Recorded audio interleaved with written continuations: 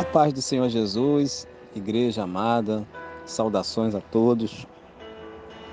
Bom estar aqui nesta oportunidade que Deus nos concede para compartilhar a porção da palavra de Deus, tentando entender mais um pouco sobre a palavra, nessa dinâmica de conhecer mais ao Espírito Santo.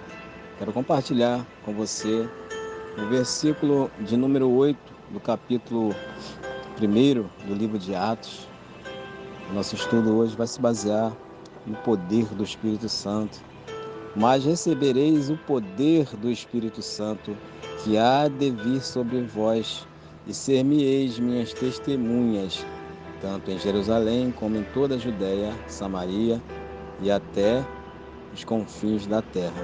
Amém? Louvado seja Deus. Amada igreja, nós bem sabemos que a igreja, ela depende do Espírito Santo. Quem amplia a obra, quem faz crescer a obra da redenção no coração dos pecadores, é o Espírito Santo. É Ele que convence do pecado, da justiça e do juízo. É impossível, meu amado, minha amada, haver sequer uma pessoa convertida sem que o Espírito Santo atue, sem a obra do Espírito Santo. Charles Spurgeon diz que é mais fácil crer que um leão tornar-se-á um vegetariano do que acreditar que um só pecador seja gerado sem a obra do Espírito Santo. O leão, a índole dele é carnívoro, é ser carnívoro. Não tem como você alimentar leão com legumes. Não tem. E assim é uma pessoa ser convertida sem a obra do Espírito Santo sobre a vida dela. No livro de Atos, no capítulo 1, o versículo que nós lemos, nós podemos elencar aqui, amada, alguns tópicos, a respeito desse poder que haveria de vir sobre a vida da igreja. Podemos dizer que, em primeiro lugar, era uma promessa. Jesus determinou os seus discípulos a não saírem de Jerusalém até que eles recebessem essa promessa. O batismo com o Espírito Santo.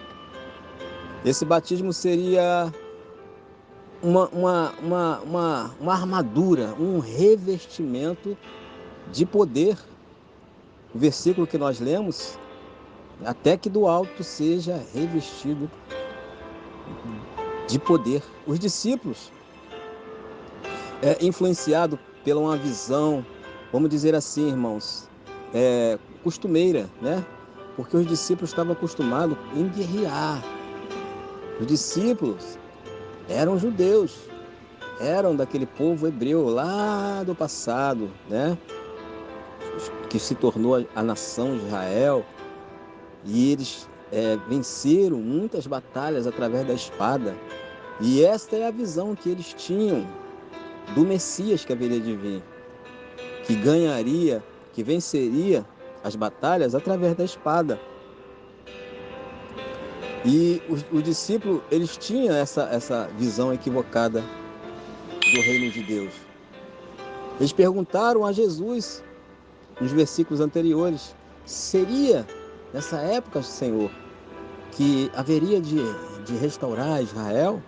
Haveria de libertar Israel, em outras palavras, da mão, da opressão dos romanos, Porque Israel ela tributava aos romanos, pagava tributo aos romanos.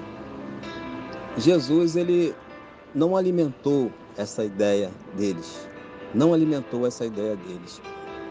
Antes, ele foca os discípulos na promessa do Espírito Santo, dizendo: mas recebereis o poder ao descer sobre vós o Espírito Santo. Olha que palavra de Jesus.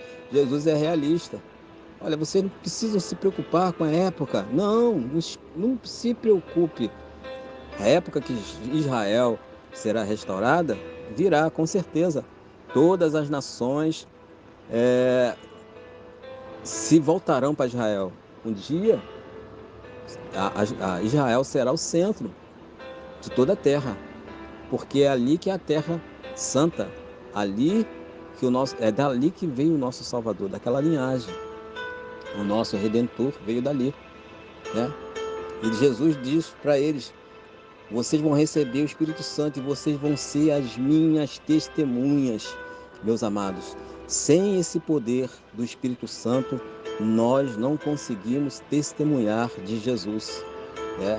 E ele fala: vocês vão ser testemunhas em Jerusalém, na sua terra, na localidade onde você se encontra, onde você reside, na Judéia, mais além um pouco, em Samaria, território inimigo, em território onde a gente não pisaria nunca. Samaria é um lugar onde os judeus nunca iam pisar, né? E até os confins da terra, ou seja, onde o vento soprar, ali está um sendo usado pelo Espírito Santo. E essa promessa do Pentecoste, ela se cumpriu na íntegra, né, irmão, amado irmão? E a gente pode ver ali que houve uma busca do Espírito Santo. A gente pode elencar esse, em primeiro lugar, a descida do poder, né? A promessa feita e a descida do poder. Em segundo lugar, houve uma busca, houve essa busca do poder. Eles não buscaram estagnado, parado, não, amados, eles ficaram em oração, eles ficaram buscando, né? Ali tinha várias pessoas, acho que 360 discípulos, mas ficaram só 120, né? Então não é a maioria que Deus quer. Deus quer quem está interessado em receber.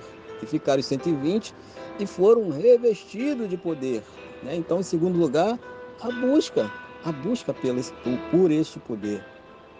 Se eu e você buscarmos, hoje ainda, o Espírito Santo ele é, né, derramado, né?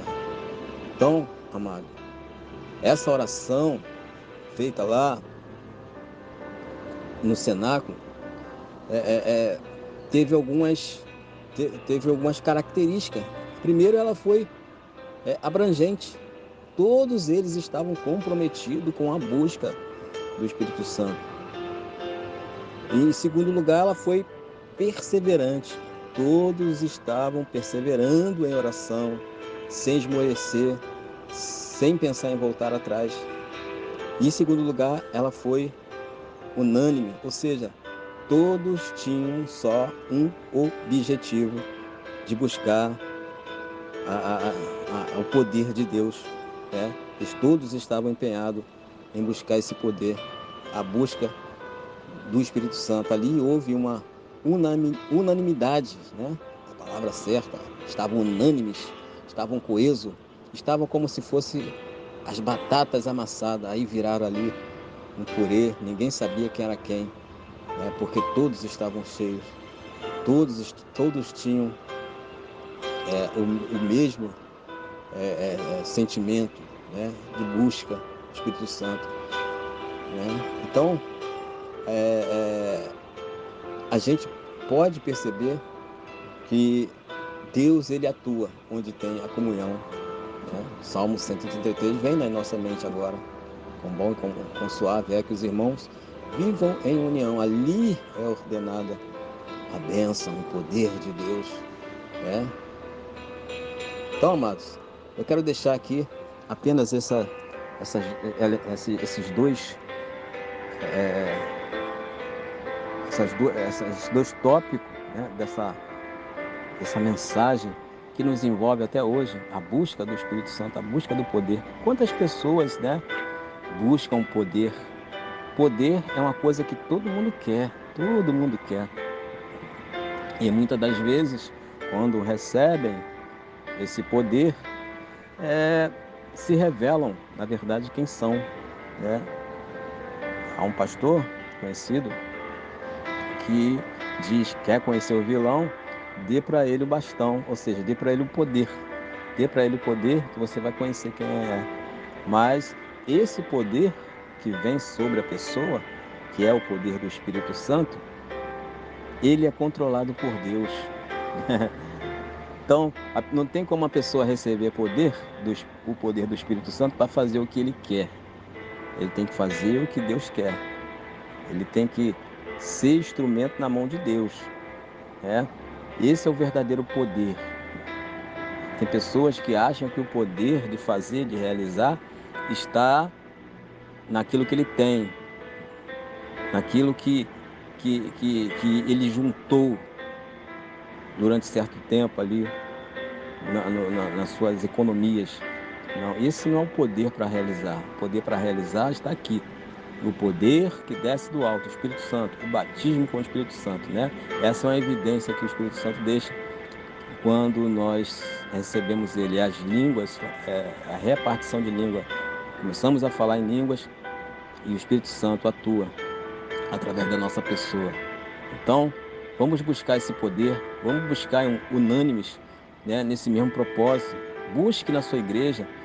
Talvez você ache que a sua igreja é fria, mas você pode ser essa brasa que vai aquecer ali o lugar. Comece sobre você na busca. Deus, como a gente falamos, não precisa de maioria, precisa de uma minoria que querem e creem na promessa, né, do batismo com o Espírito Santo. E aí, muitas das vezes, aquelas fofocas que são criadas na igreja vai cair por terra, porque o poder vai vir e o único órgão do ser humano que não é batizado, que não é molhado quando desce as águas, é a língua, né? Então a língua precisa desse fogo do Espírito para falar só das coisas santas, das coisas do céu. Amém? Deus abençoe, meus amados. Recebamos o poder do Espírito Santo em nome de Jesus. Até a próxima, querendo Deus.